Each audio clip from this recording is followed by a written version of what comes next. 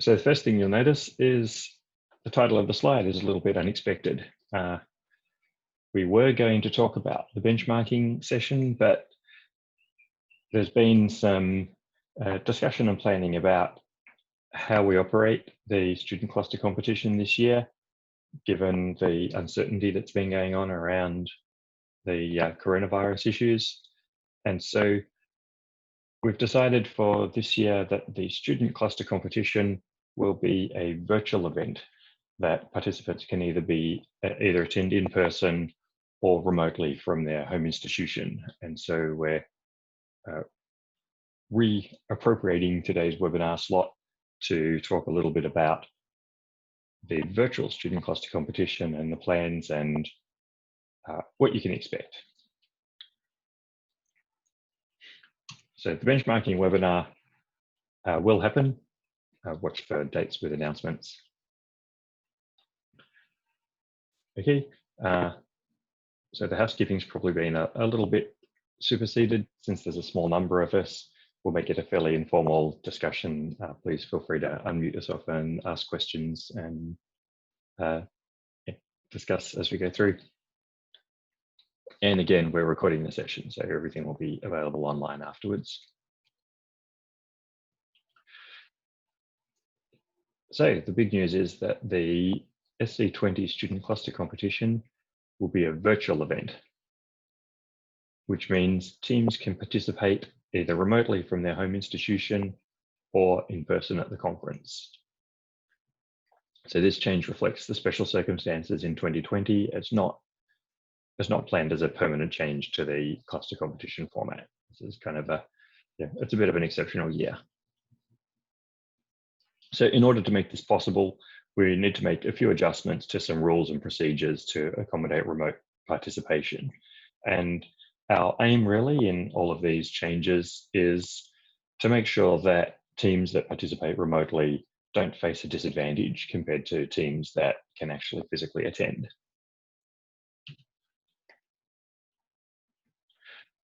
First things first, this discussion and decision is about the student cluster competition.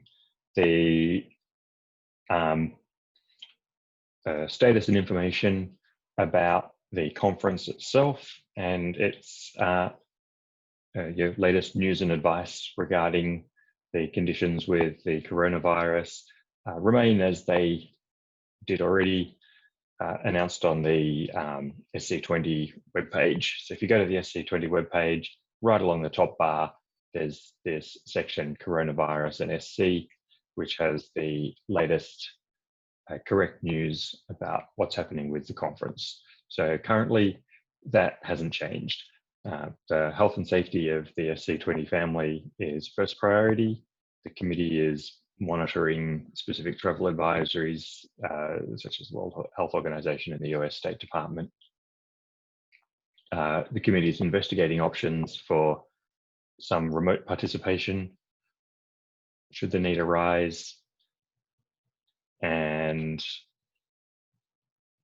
yeah, if that becomes available for the conference proper, then that will be made in a broad announcement. So here we're talking specifically about participation in the student cluster competition. Always go back to check this page for updates about the conference.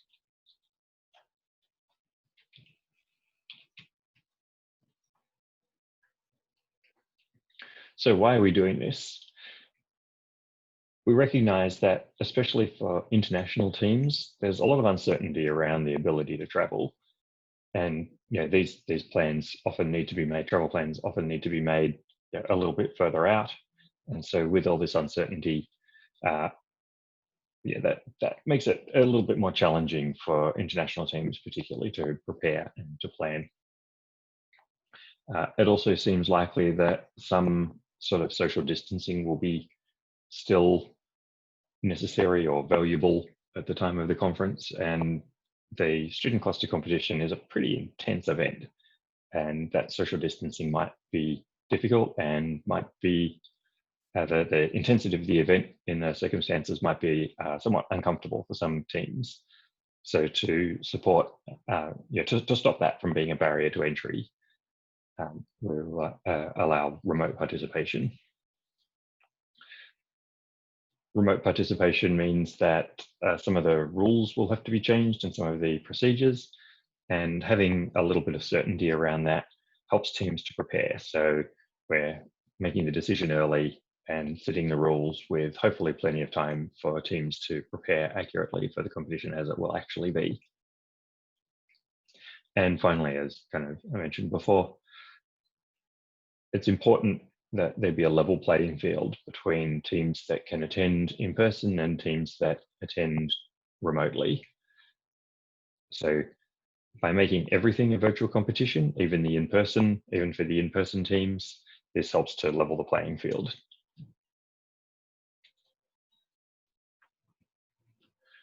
So what will be different and what will stay the same? Run through a little bit of a list of things that are likely to change and things that we don't anticipate changing.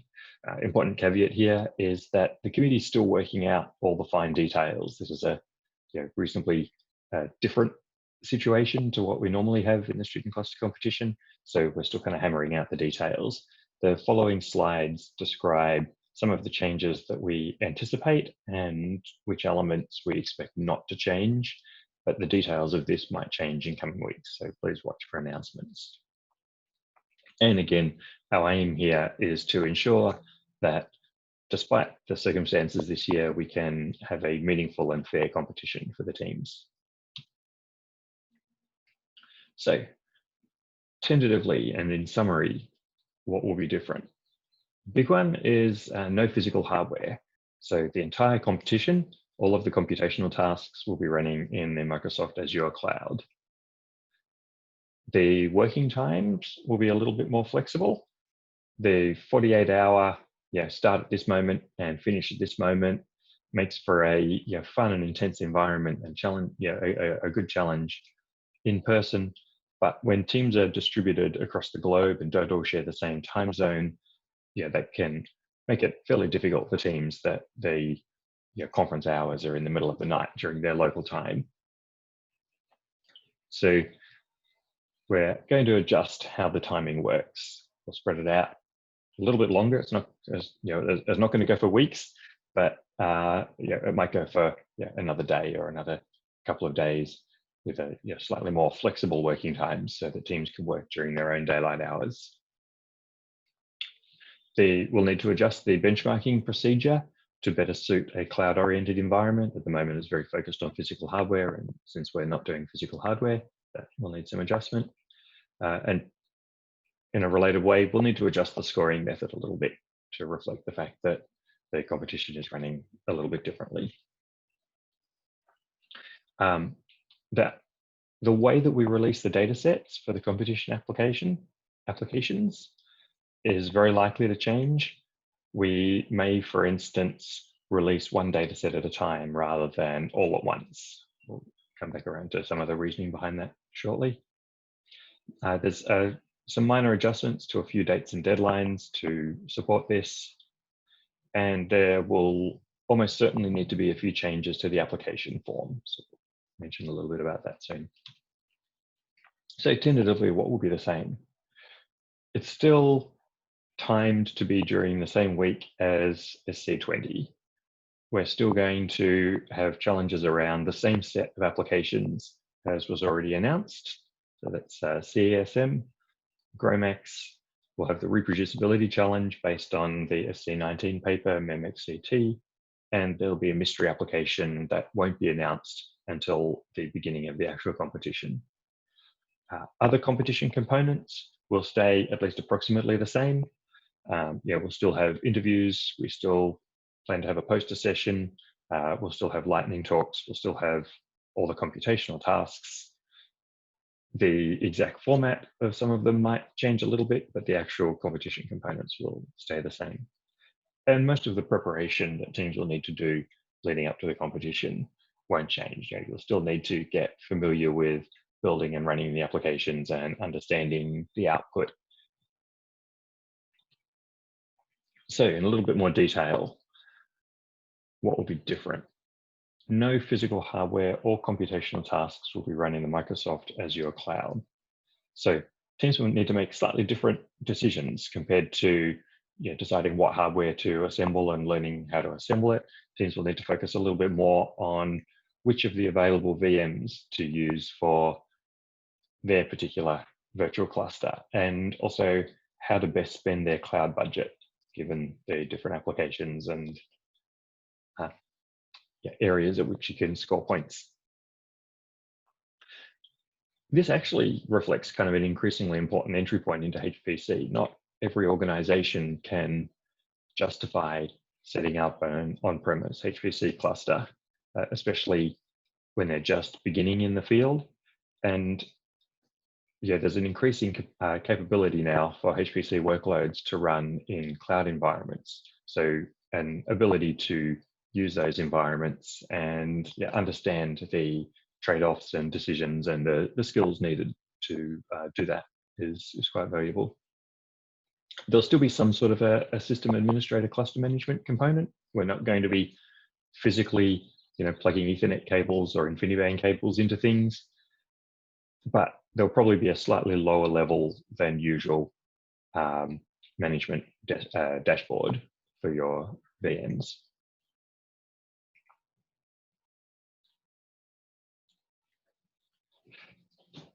So why are we running things in the cloud and nothing physically? Really, it again comes back mostly to fairness. By running everything in the cloud, this means that the remote teams and the in-person teams face the same restrictions and resources as each other. So for instance, one of the key aspects of the physical competition is the power budget. And in a cloud environment, that's not so relevant. So rather than trying to work out what's the equivalent of a cloud power budget versus an in-person power budget, all go to the cloud and we'll all have the same purely cloud budget. What does this mean for your vendor and institution partners? So we still encourage your vendor and institution partners to continue supporting teams. Not so much this time with hardware, although maybe they'll provide some practice hardware for you to build applications on, but mostly with training and technical support.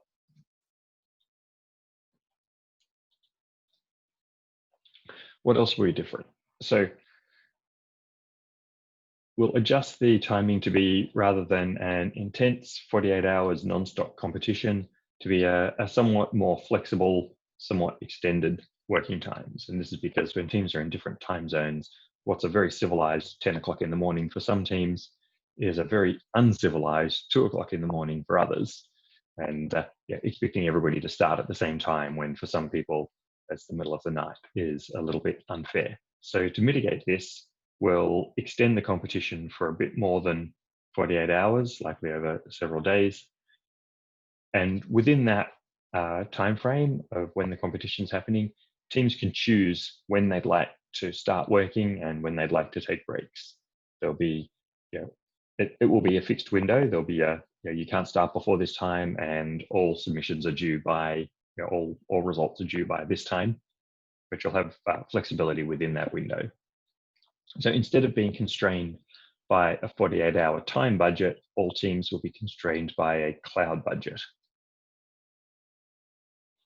So you still have the same amount of cloud dollars to spend as each other. Another thing that will be different is that we'll need to make some adjustments to the benchmarking procedure. So traditionally, in a student cluster competition, your hardware configuration that you use in your benchmarking locks in your hardware configuration for the competition. And so that sort of adds some constraints, because then you need to make some decisions about how you optimize your hardware, whether you configure it to do particularly well on benchmarks or to do particularly well on one or more than one of the applications. So that's not terribly relevant in a cloud situation. You have quite a lot of flexibility about configurations in cloud. So we'll need to adjust how we do the benchmarking, and possibly exactly what we benchmark. It will probably still be the same benchmarking applications, but the fine details of how the benchmarking works and how it affects the remainder of the competition, and the hardware configurations available, for instance, is still to be worked out. So watch for announcements for that one. Likewise, we're going to need to adjust the scoring method a little because some elements of scoring are more or less applicable in a cloud environment. And the obvious one that jumps out here is the benchmarking. Another thing that is quite likely to change is how the data sets for the applications are released. So when we've got an all the same time budget of 48 hours, everybody starts and finishes at the same time, then releasing everything all at once gives teams the flexibility to choose what they work on at which times, and they're ordering their 48 hours. But this time, 48 hours is not the constraint. Really, the cloud budget is the constraint, and the time budget will be a little bit more relaxed. But we don't want that to translate into teams staying up for 72 hours without sleep or longer. That's not healthy, and it's probably actually not good for your results either. You don't think so clearly after a couple of nights without proper sleep. So one thing that might occur during the competition is that the data sets might be released one at a time at various intervals rather than all at once at the start.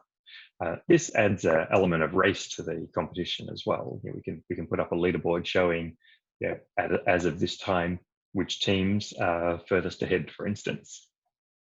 And it helps to level things out across the time zones. So the teams whose time zone happens to correspond with the start and end times of the competition don't get an unfair advantage. Data sets are still coming out at decided times. So that's not set in stone yet, but that's a likely change that will happen. There'll probably be some adjustments to a few dates and deadlines. There'll certainly be one new deadline that needs to be considered, which is September 1, to know whether or not teams are participating or intend to participate in person or remote.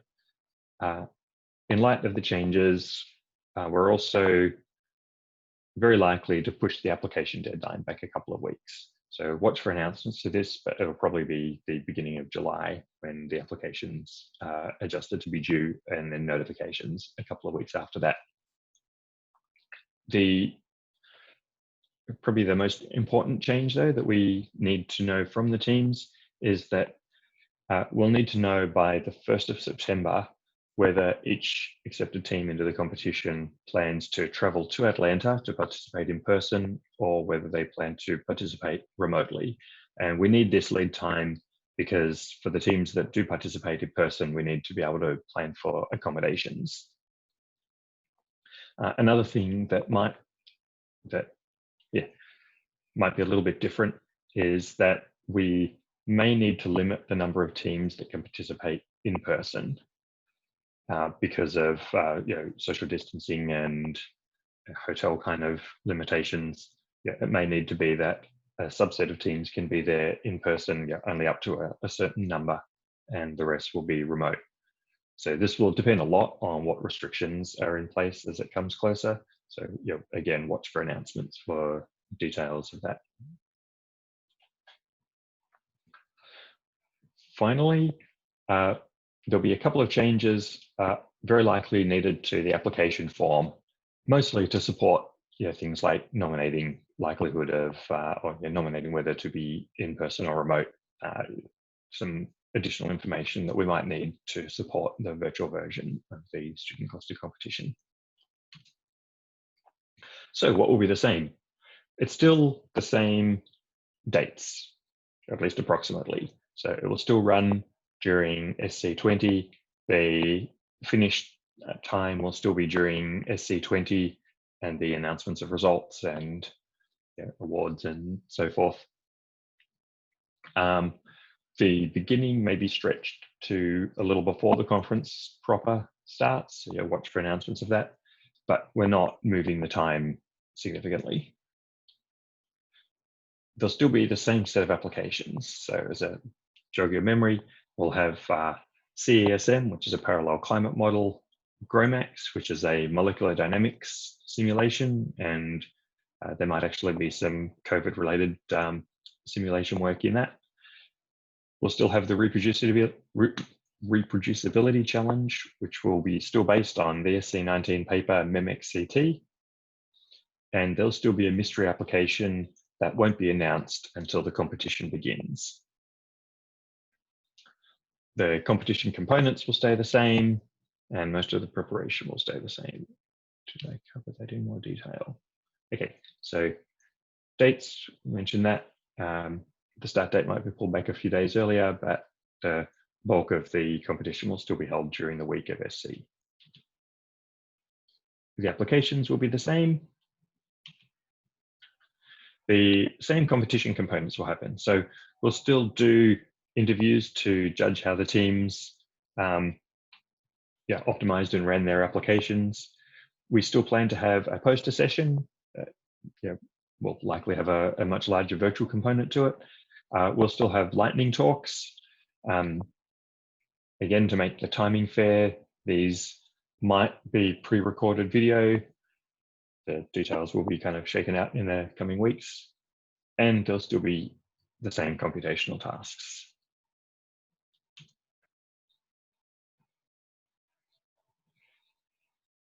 So coming right back around to the whole point of going remote here, going virtual, is we want to ensure fairness. We want the competition to be fair and meaningful, despite whatever the world circumstances are at the time.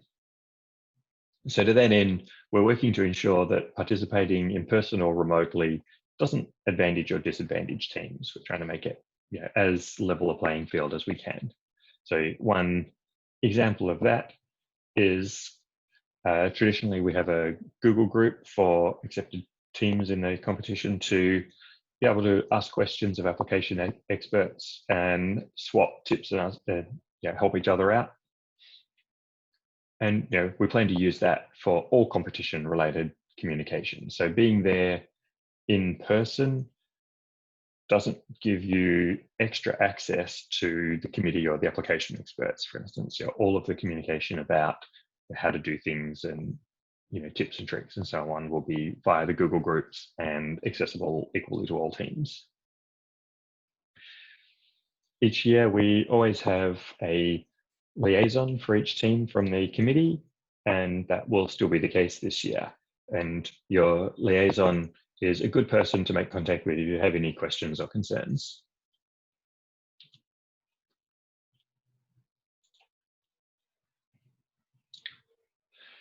So finally, this is a slide of some frequently asked or frequently anticipated questions.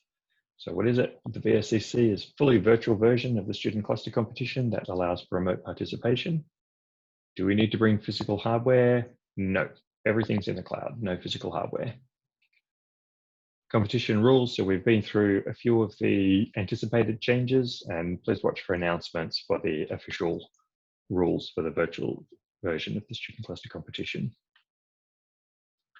And how can my team's institution or vendor partner remain involved?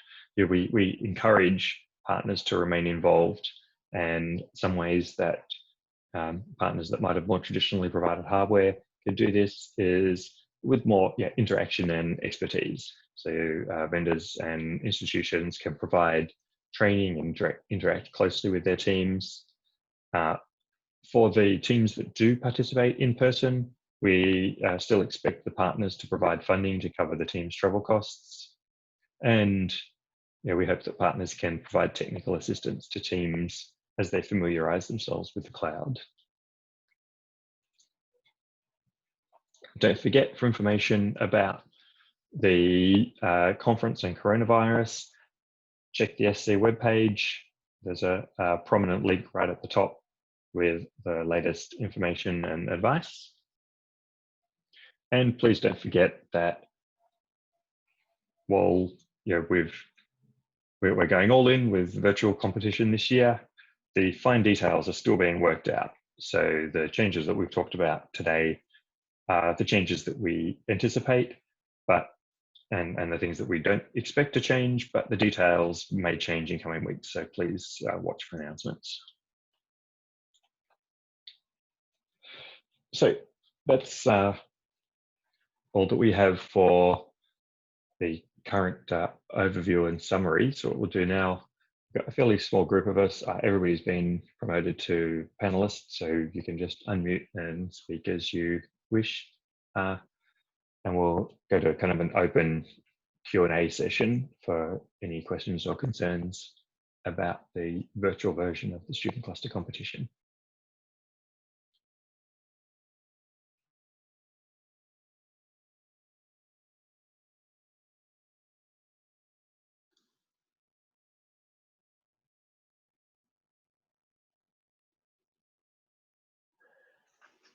Steve, thanks for all that great information. I just wanted to add to what you said that we will be extending the application deadline for the teams, and the new deadline will be pushed back 2 weeks from the current deadline. So it's going to move from June 19th to July 3rd. And teams that are have started an application or are interested in applying should look at that submissions site to see some of the questions have changed slightly to be more applicable to the cloud format.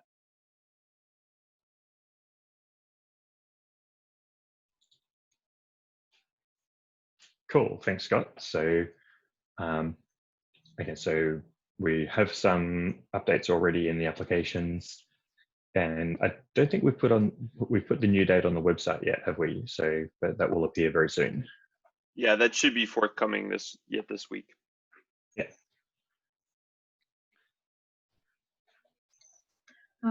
Good morning. Thank you so much for the introductory session on this.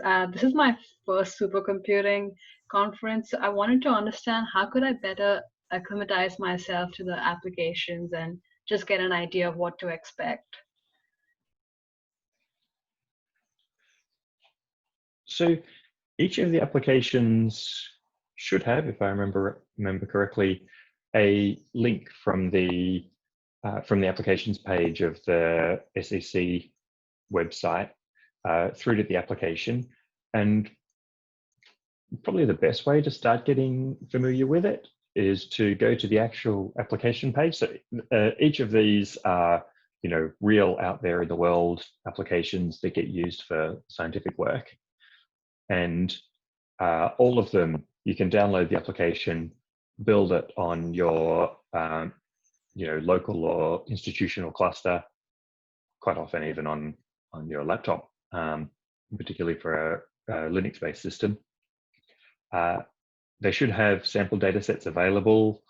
I think we'll be releasing some practice data sets for each application, kind of in the lead up to the competition. So you can try running them and start to get a bit of a sense of how it runs. We're also planning during this series of webinars to have a webinar about each application to dive a little bit more deeply into what the application does, how it works, what some of its performance characteristics are, and tips and tricks for running it and looking at its performance. This is also an area where your vendor and institution sponsors can be quite helpful, because a lot of them will have expertise, possibly in the applications themselves, but certainly in building applications and profiling them to understand the performance and looking at how they can be tuned or how the configuration can be adjusted to get more out of them.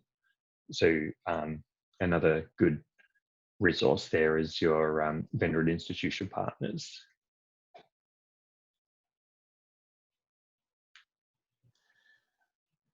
I think also another good resource, Steve, those are great options for the applications that have been announced, like CESM and GrowMax. The reproducibility application, in addition to just running the application, also has some components where you need to do some investigation and write an actual report.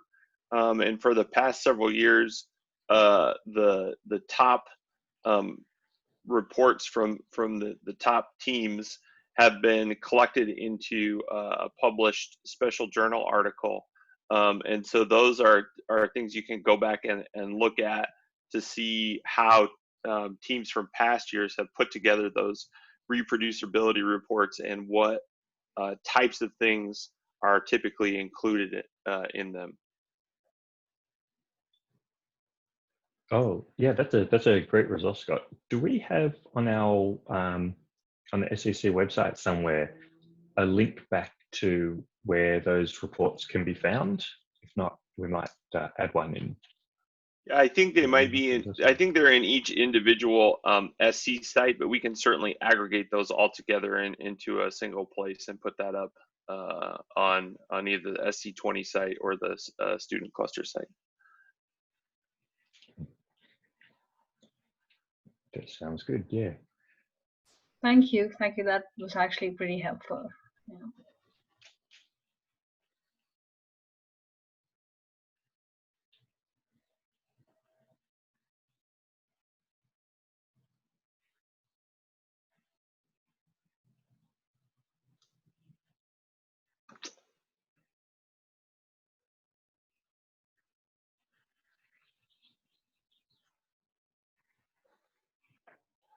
So I don't know. I don't know if Veronica, you want to say anything else, but I wanted to say that I think this is a big change for the student cluster competition for this year, and as Steve said, it's very extraordinary circumstances that have caused this, but I think that it's really going to be a very a new experience, and there's a lot of great opportunities for teams who might have found it challenging to either travel or get the ability to construct a cluster. So I'm very excited about the potential for expanded participation and the things that teams are going to be able to do in this new format.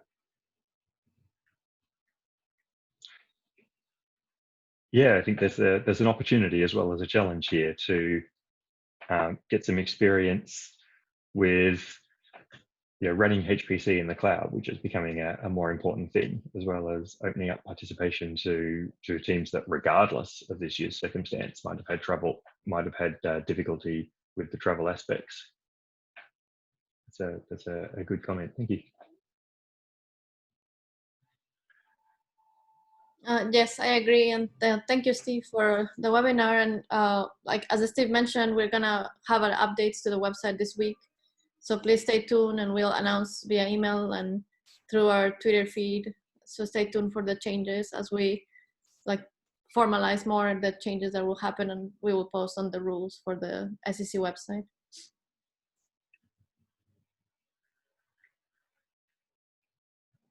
Cool. Thanks, Veronica. So yeah, we'll watch for those updates to the website.